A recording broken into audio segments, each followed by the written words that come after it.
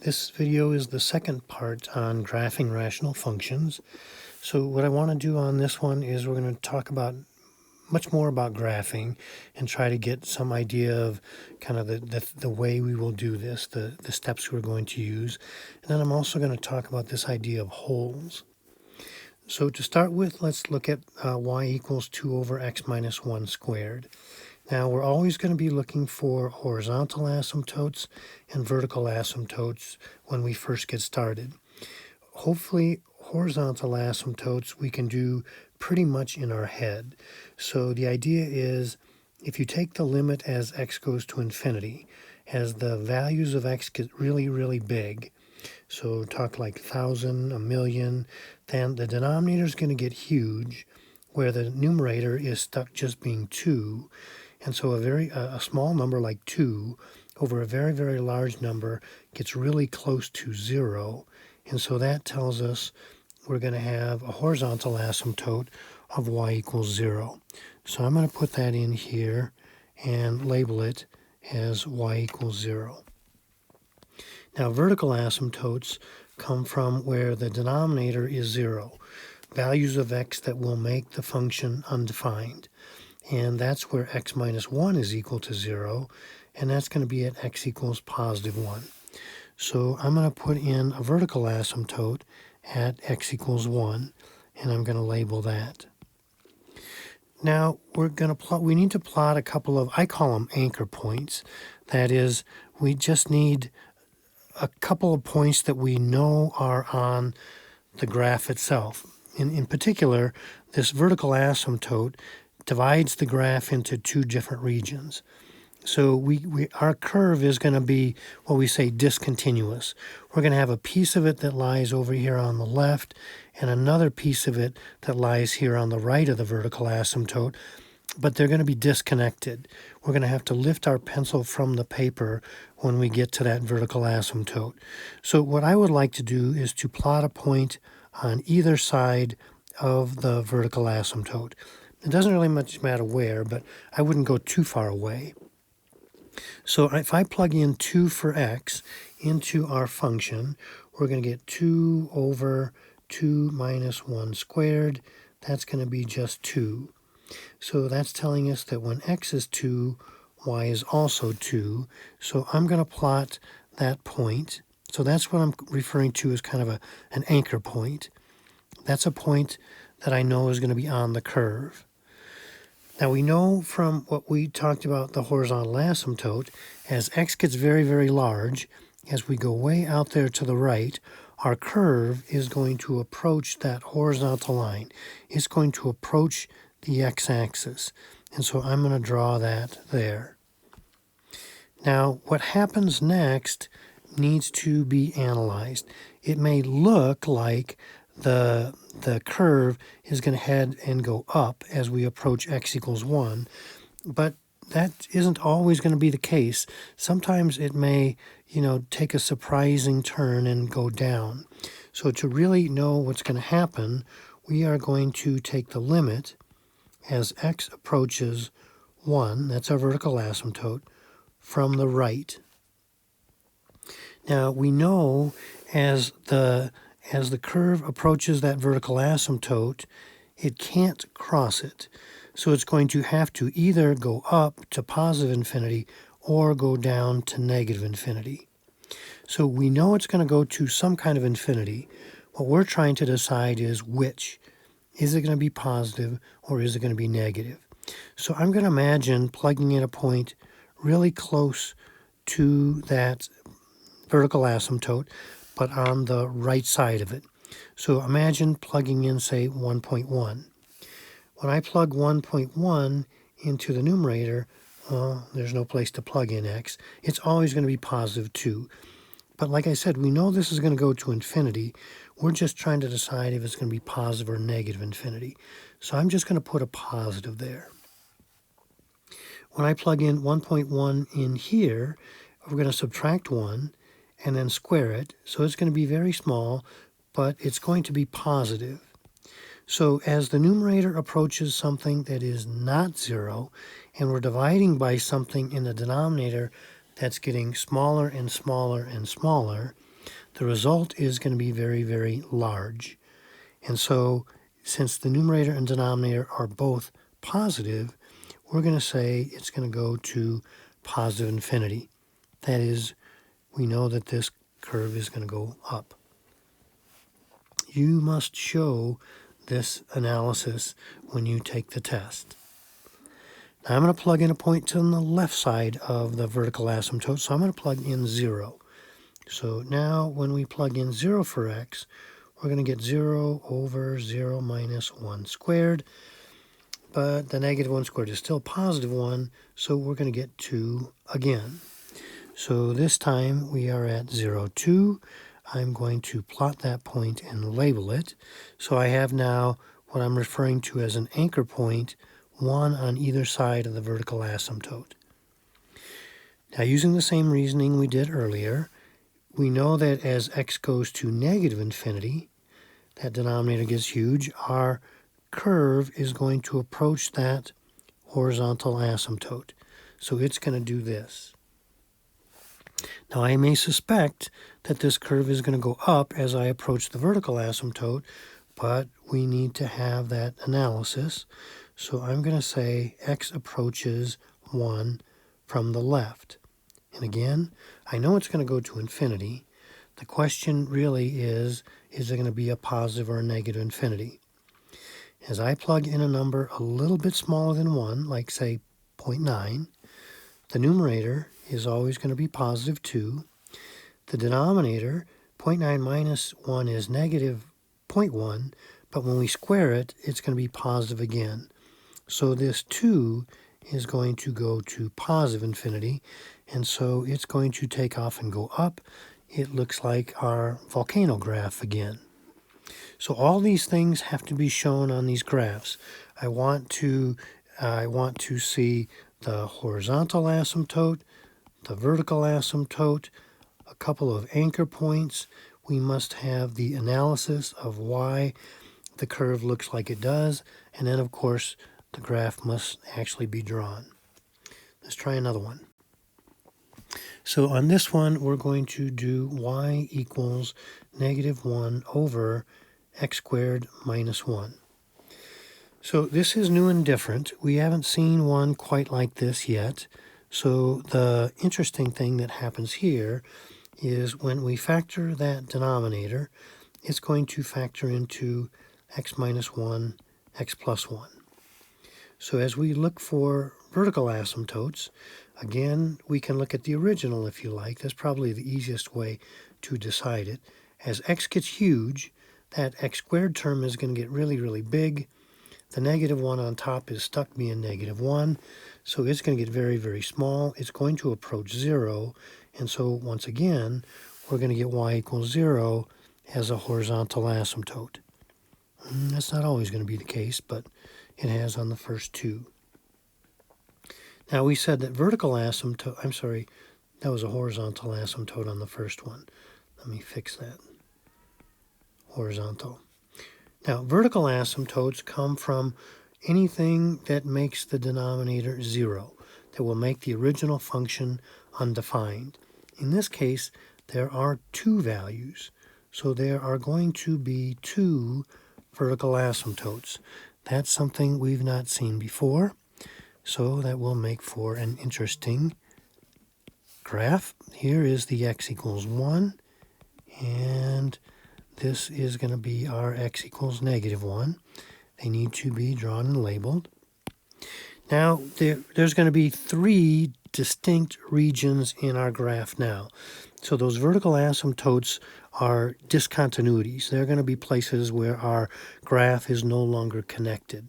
So I'm going to need a point on the far left region. I need another point in the middle region, and I'm going to need a third point on the far right region. I'm just going to start on the far right region for no particular reason. So I'm going to plug in 2 for x. So when we plug in 2 for x, we can plug it into either version of those that we like. I'm going to go with the first one here. So 2 squared is 4, minus 1 is 3. So that is going to be a negative 1/3. So we're going to have a point 2, and then negative 1/3 is going to put us down here. and I'm going to label that 2 comma negative 1/3. As we said before, as we go way out here to the right, as we plug in very large x values, our curve is going to approach the x-axis as a horizontal asymptote, so I know it's going to do this. Now I need to analyze what happens as it approaches that vertical asymptote on the right from the right side. So symbolically, I'm going to say the limit as x approaches 1 from the right. And again, I know it's going to be infinity. The question is, will it be positive or negative infinity? So I'm going to say the numerator is always going to be a negative 1, so I'm going to put a little negative sign there. When I plug in something like, say, 1.1, then I'm going to do this at I'm going to put into the 2 parentheses there. 1.1 minus 1 is going to be positive, and 1.1 plus 1 will also be positive. So in the numerator, we're going to get a negative. In the denominator, a positive times a positive is a positive. And so finally, a negative divided by a positive is going to be negative infinity. So our graph is going to dive down to negative infinity. Now I'm going to repeat the process in the middle region. Well, an easy point to plug in the middle region would be, I think, 0. And I'm going to again look to the first version of our function. If I plug in 0 for x, we're going to get negative 1 over negative 1, which is positive 1. And so that's going to give us this point. I'm going to label that 0, positive 1. Now I have to see what the curve does as it approaches both of those asymptotes that bound it, the one on the right and the one on the left. So the one on the right first is the limit as x approaches 1 from the left. So I'm going to put a little negative sign up there. And now I'm imagining plugging in a value that's just to the left of 1, like say 0.9. And I'm just interested in the signs. So the numerator is going to be a negative. And in the denominator, when I plug in a 0.9 in to the first factor, the x minus 1, that's going to give me a negative. And plugging a 0.9 into the second one, the x plus 1, is going to be a positive. So I'm going to get a negative numerator, and a negative times positive is negative denominator, and a negative divided by a negative is going to be positive. So it's going to go to positive infinity as we approach that asymptote on the right. And now I've got to see what happens as I approach the other asymptote. I'm sorry, the first one was approaching the asymptote from the left. I was approaching x equals 1 from the left. Now I want to see what happens as we approach negative 1 from the right. So again, just looking at the signs, I'm imagining we're plugging in a point like, say, maybe a negative 0.9. The numerator is always negative. Negative 0.9 minus 1 is a negative. Negative 0.9 plus 1 is a positive. So I'm going to get a negative over a negative is going to go to positive infinity as well. So this thing is going to take off and go up.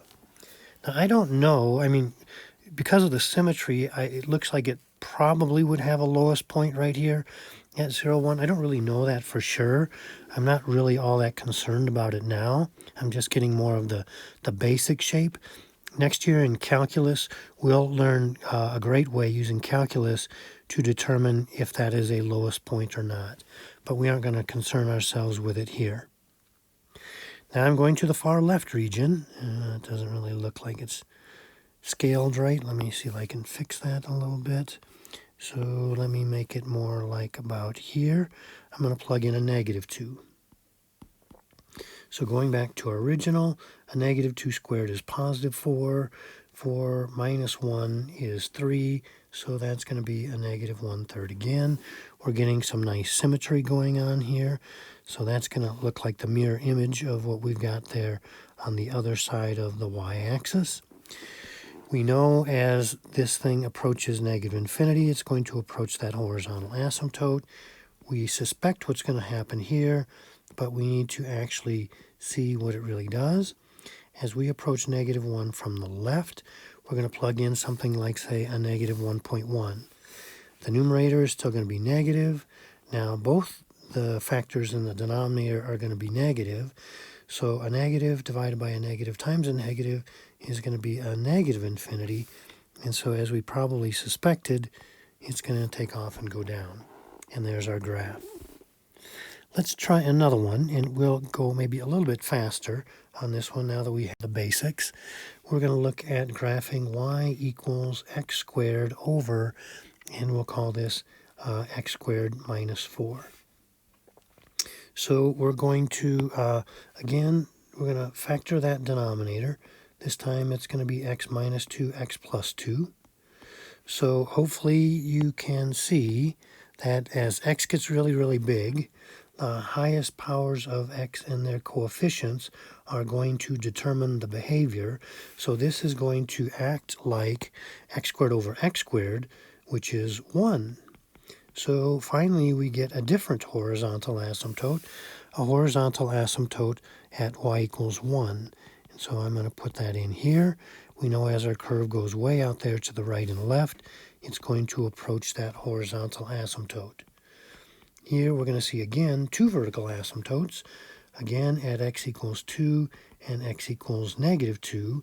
That will make the denominator equal to 0 and will be undefined, and those then become vertical asymptotes. There's x equals 2, and this is going to be x equals -2. So we're going to plot some points again. I'm going to go to the far right. I'm going to plug in 3. And when we plug in 3, we're going to get 9 on top. And 3 squared 9 minus 4 is 5 on the bottom. So we're going to get the point 3 9/5. So 9/5 is going to be like 1 4/5. So the big thing is it's above that horizontal asymptote. So there is going to be the point 3, and you can call it 9/5 or 1 4/5, either way. We know it's going to approach that horizontal asymptote. We're going to now take the limit as x approaches 2 from the right. And again, as we've seen before, in the numerator, anything squared is positive. If we're plugging in like a 2.1, minus 2 is positive, 2.1 plus 2 is positive, everything's positive, it's going to positive infinity. So it's going to look like that. I'm going to plot the point 0 for my middle one again, and this time we're going to get 0 over anything is 0. So we're going to get this point 0, 0.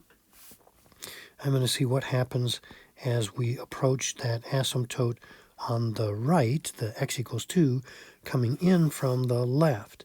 So I'm imagining plugging in 1.9. Anything squared is positive. 1.9 minus 2 is negative. 1.9 plus 2 is positive. So that's going to go to negative infinity.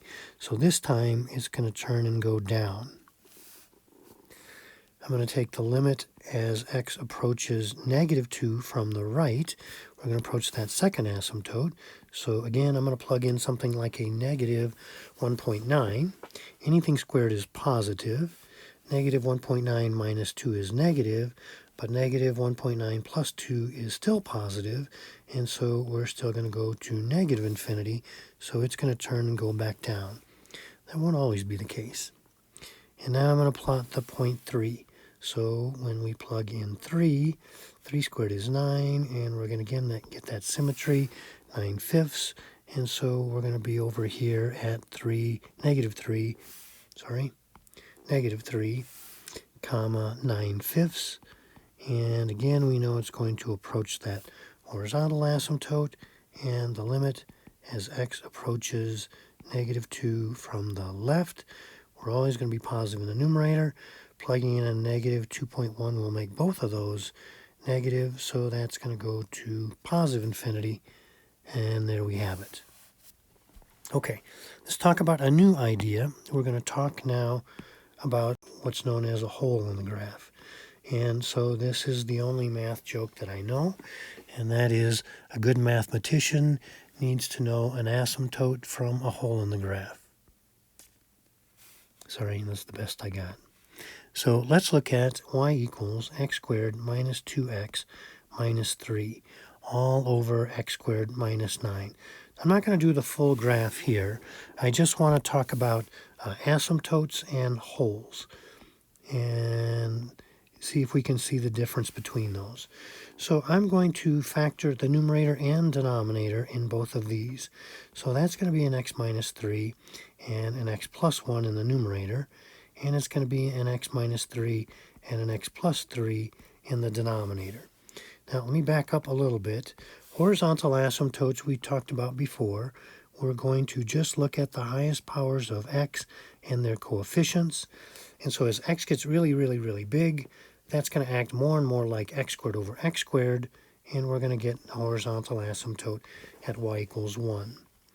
Now, vertical asymptotes and wholes go like this. If we can see here that the x minus 3 in the numerator and denominator will cancel. So what that's saying is, as long as x is anything other than 3, these are going to act exactly the same. Like if I plug in a 5 for x, 5 minus 3 is 2, and the 5 minus 3 here is also 2, and those will cancel. So they're not going to influence the graph at all. They're not going to make any difference. This graph is going to look just like x plus 1 over x plus 3, except when x is equal to 3. At x equals 3, this is going to be 0 over 0, which is undefined. Now, it's not going to be a vertical asymptote because since these are the same everywhere, it's not going to make it blow up and go to infinity or negative infinity. And so instead, we are going to get what we're going to call a hole in the graph at x equals 3. Now, the other factor of x plus 3 does not have anything to cancel it, so it is still going to result in a vertical asymptote at x equals negative 3. Well, I didn't want to graph the whole thing, but I think I'm going to need to. So we're going to see that we've got our horizontal asymptote at y equals 1. So that's going to be over here. And we've got our vertical asymptote at x equals negative 3. And that's going to be here. Now, the rest of the graph, we're pretty much just looking at this part of it. So I'm going to plot, again, a point on either side of the vertical asymptote. So I'm going to plug in, say, negative 2. And I'm going to plug it in right here. So negative 2 plus 1 is a negative 1. Negative 2 plus 3 is a positive 1. And a negative 1 over a positive 1 is a negative 1. So negative 2, negative 1 is going to be a point on that graph. And we know it's going to approach that asymptote going to the right. And I'm going to quickly say the limit as x approaches negative 3 from the right. I'm going to again just look at this part right here. If I plug in like a negative 2.9, the numerator will be the numerator will be negative. Negative 2.9 plus 1 will be a negative, but negative 2.9 plus 3 will be positive, so it's going to go to negative infinity. So this thing is going to dive and go down. Now I'm going to plot a point on the other side. I'm going to plug in negative 4. And negative 4 plus 1 is a negative 3, and negative 4 plus 3 is a negative 1, and negative 3 over negative 1 is a positive 3. So that's going to put us right up over here. There's the negative 4, positive 3. It's going to approach that horizontal asymptote going to the left, and the limit as x approaches negative 3 from the left. If I imagine plugging in something like a negative 3.1, the numerator, which I'm looking at right over here, is going to be a negative, and a negative 3.1 plus 3 will also be negative, so that's going to go to positive infinity. Now, just about the time I think I'm done, I'm not, because now I have to talk about this hole right here. So after I have graphed this, I have to go to where x equals 3 is. So I'm going to go and bring that white one up. So I'll say 1, 2, 3. Now when I get right there, this point, oh, perfect. I wasn't sure it would still erase. Right at that point right there, where x is equal to 3, we're going to have a hole in the graph. There's just going to be a blank spot there. Now, in AP Prep, I'm thrilled if you can just find the right place and label it the correct way. In AP Calc, we'll go one step further, so this is optional at this point, but we'll go one step further and give the coordinates of that hole. So we would plug the 3 back into what survived after we canceled, and that's going to be a 4/6, which will reduce to 2/3. So that space right there where that hole is has an x-coordinate of 3 and a y-coordinate of 2/3. There you have it. So you got to know the difference between your asymptote and a hole in the graph. Okay, I'm going to stop right there, and we'll have another video coming up a little bit later also.